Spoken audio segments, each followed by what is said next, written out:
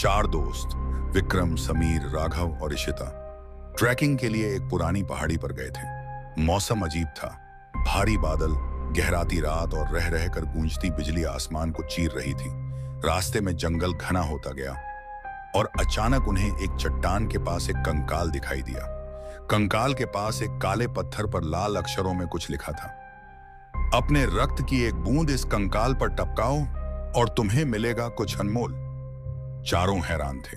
डर और लालच की जंग में लालच जीत गया। समीर ने सबसे पहले अपनी उंगली काटी और कंकाल पर टपका दी। बाकी तीनों ने भी ऐसा ही किया। जैसे ही चौथी बूंद गिरी, जमीन कांपने लगी। अचानक काले बादलों ने सब कुछ ढक लिया।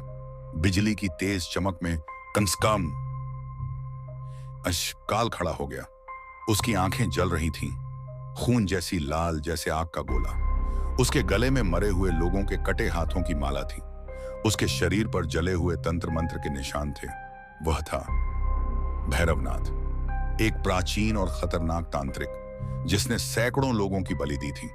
भैरवनाथ ने गुर्राकर कहा, तुमने मुझे फिर से जगा दिया। अब तुम सब मेरी अगली बलि बनोगे। भारी बारिश शुरू हो गई।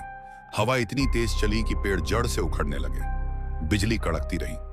सबसे पहले समीर को उसने खींच लिया। उसकी चीखें जंगल में गूंज उठीं। अगले ही पल वह हवा में उठा और उसके शरीर को बीच से फाड़ दिया गया। फिर विक्रम भागा, लेकिन झाड़ियों में किसी ने उसे अंदर खींच लिया। उसका गला कटा हुआ मिला और आंखें बाहर निकली हुई जैसे मौत ने खुद उसे देखा हो। राघव और इशिता भागते रहे, लेकिन हर जगह अंधेरा और मौत का डर। इशिता को एक पेड़ से उल्टा लटका दिया गया और उसके शरीर पर भैरवनाथ ने तांत्रिक मंत्र लिखे। फिर उसका खून पी गया। अब बचा सिर्फ राघव। वह चट्टान की ओर भागा जहां सब शुरू हुआ था, लेकिन वहां अब कुछ नहीं था। ना कंकाल, ना पत्थर, बस एक खून से सना तांत्रिक बैठा हुआ मुस्कुरा रहा था।